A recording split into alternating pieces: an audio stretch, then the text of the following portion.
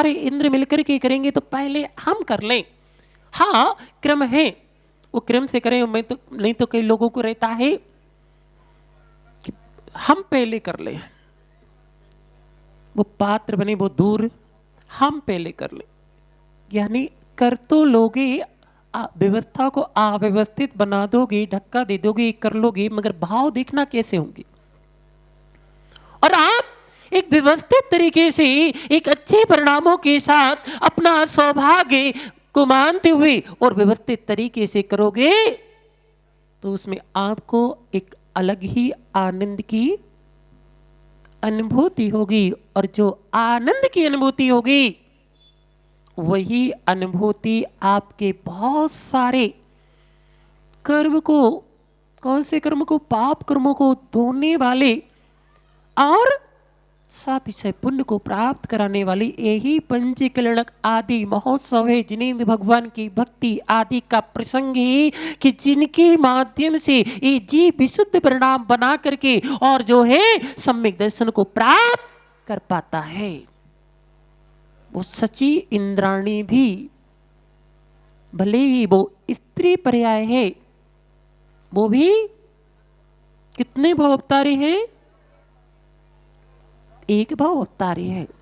और वो पुरुष होकर के, इन देव होकर के, सौदर में तो है एक भाव अवतारी। जितने जो कहना प्रथम सर का सौदर में एक भाव अवतारी, और जितने दक्षिण दिशा के दक्षिणी इंद्र है वो भी एक भाव अवतारी। पांचवें स्वर्ग के लोकांतिक देव वो भी, अभी लोकांतिक देव बने कि नहीं बने,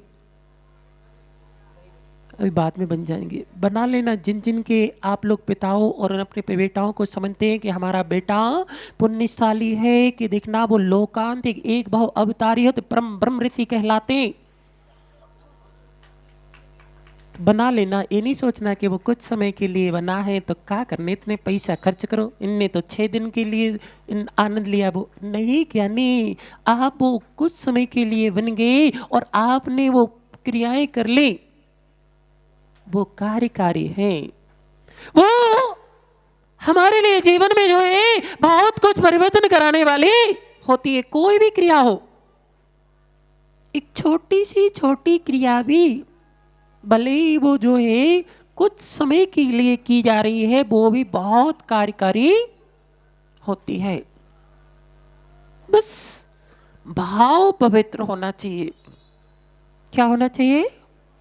भाव पवित्र होना चाहिए, भाव विशुद्ध होना चाहिए। तो वो एक छोटी सी क्रिया भी हमारे लिए बहुत उपयोगी और कार्यकारी साबित होगी। तो लोकांतिक देव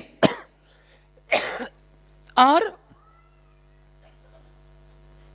सर्वार सिद्धि के देव, ये सब कैसे हैं? एक भाव अवतारी। स्त्री पर्याय में और कौन एक भाव अवतारी है? वो जनक जननी भी एक भाव अवतारी नहीं है। वो उसको आरिका के व्रतों को धारण करना पड़ेगा और फिर जो है स्त्रीलिंग का वो छेद करेगी, फिर जो है देव पर्याय को प्राप्त होगी, फिर वहां से आकर के मनुष्य पर्याय को धारण करेगी, फिर निर्गंत बनेगी, तब जाकर के वो मोक्ष जा सकती है। मगर सची इंद्राणी वहां से सीधी पहले स्वर्ग से सीधी वहां से च्युत होगी, मनुष्य पर्याय को धारण करेगी और उस मनुष्य पर्याय में निर्गंत बन करके, ए जैन दर्शन बगैर निर्गंत बने मोक्ष होता है क्या? नहीं होता है। ढग्गो विमोख मग्गो निर्गंत भेसी मोक्ष मार्ग है। किस किस को मोक्ष मार्ग प्राप्त करना है? मोक्ष को प्राप्त करना है किस किस को करना? हाथ उठाओ। देखो सीहोर में पंचकलनक में विजय और इनकी श्रीमती जी दोनों जने माता पिता बने थे। अभी कितना समय हुआ है? 1 साल हुआ है। ये हाथ उठा रहेंगे। हमने पहले बोला सूत को सुना था कि नहीं सुना था? आप लोगों ने नहीं सुना? नहीं सुना?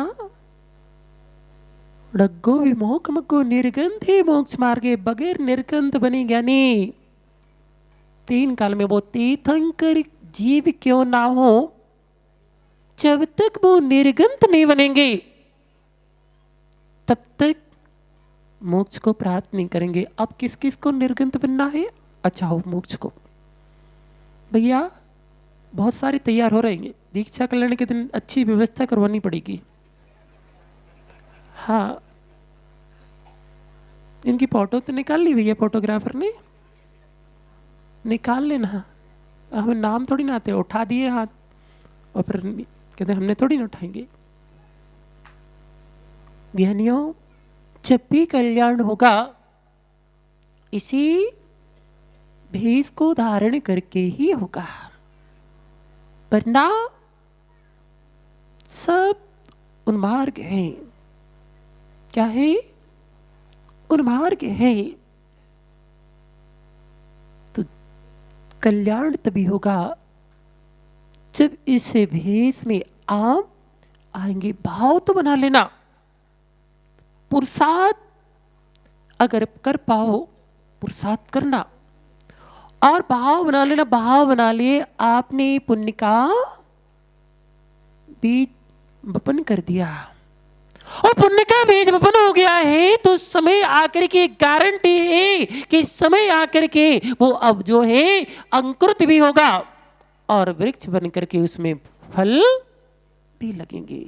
मगर भाव से ऐसे नहीं करना कि उठा लिया हमें नहीं बनना है, हमें नहीं, हम तो वैसे ही उठा लिया तो एक और दोष लग जाएगा। यहां पर क्या का दोष लगेगा?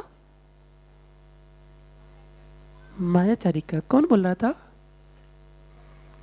हाँ, ज्ञानी हो गए हैं जी। मायाचारी का दोष नहीं, मायाचारी हाँ भाव बनाना और पुरुषार्थ भी करना कि कब जो है इससे दलदल से निकले और जो है अपना आत्म कल्याण के पथ पर बढ़ करके आत्मा का कल्याण करे। ज्ञानियों, आपका पुण्य है, सौभाग्य है कि आप ऐसी शाश्वत भूमि अयोध्या नगरी शाश्वत भूमि है। भरत क्षेत्र में सिर्फ कितनी भूमियां हैं शाश्वत है? 2 भूमियां हैं। एक अयोध्या नगरी जहां से सभी तीर्थंकर भगवान के जन्म होते हैं और एक तीर्थराज सोमेश्वर जी जहां से सभी तीर्थंकर भगवान निर्वाण को प्राप्त करते हैं। तो हुंडा सर्पणी काल का प्रभाव था कि अभी वर्तमान में कितने तीर्थंकरों का अयोध्या में जन्म हुआ? कितने तीर्थंकरों का अयोध्या में? नहीं क्या नहीं, अयोध्या में वर्तमान की जो 24 है उन 24 तीर्थंकरों में अभी वर्तमान में अयोध्या में जन्म मात्र 5 तीर्थंकरों का हुआ। शेष 19 तीर्थंकरों का भिन्न भिन्न स्थानों पर जन्म हुआ। एक जो एक हुंडा सर्पणी काल का प्रभाव, नहीं तो सभी तीर्थंकर का जन्म जो है अयोध्या में होता है और सभी तीर्थंकर जो है निर्वाण को प्राप्त तीर्थराज सोमेश्वर से होते। वर्तमान में सोमेश्वर से कितने तीर्थंकर मोक्ष गए? 20 गए। 4 तीर्थंकर यहां वहां से गए। आप शाश्वत अयोध्या नगरी में बैठे हुए हैं। कल आपको हम बता रहे थे, इस समय अपने पास कम है, आज लेट हो गए थे, बहुत सारी क्रियाएं हैं। कल आपको बता रहे थे जिस समय आदि ब्रह्मा आदिनाथ भगवान का जन्म हुआ उस समय काल कौन सा था? ओहो ज्ञानियों, आप लोगों ने साध्य नहीं किया है, सुना नहीं है। इतने सारे पंचकल्याण बनाए हैं, उसमें आपने सुना नहीं है, समझा नहीं है। तीसरे काल में हुआ था। वैसे सभी तीर्थंकर भगवान के जन्म कौन से काल में होता है? अरे यानी अवसरपणी की अपेक्षा से चौथा है। 6 काल होते हैं, अच्छे समझ लो। एक उत्सर्पणी, एक अवसरपणी, एक जो है एक दोनों को मिलाकर के एक का कल्प काल होता है। 10 कोड़ा कोड़ी सागर का एक उत्सर्पणी काल होता है और 10 कोड़ा कोड़ी सागर का एक अवसर्पणी काल होता है। 20 कोड़ा कोड़ी सागर का एक कल्प काल होता है और उत्सर्पणी से प्रारंभ होता है, अवसरण पर ये समाप्त होता है। और अभी कौन सा चल रहा है? उत्सर्पणी नहीं चल रहा है। उत्सर्पणी की विशेषता होती है कि वृद्धि को लिए होता है। उत्सर्पणी की विशेषता होती है वो जो है ह्रास को लिए होता है। अभी ह्रास है। आदिनाथ भगवान ने जब जन्म लिया था उनकी काया 500 धनुष की थी और फिर भगवान महावीर स्वामी ने जन्म लिया अंतिम तीर्थंकर, उनकी काया कितनी थी? 7 हाथ की थी। आदिनाथ भगवान की आयु 84 लाख पूर्व की थी और भगवान महावीर स्वामी की आयु 72 वर्ष की थी। ह्रास हुआ कि नहीं हुआ? अवसर्पणी में ह्रास होता है, उत्सर्पणी में वृद्धि होती है।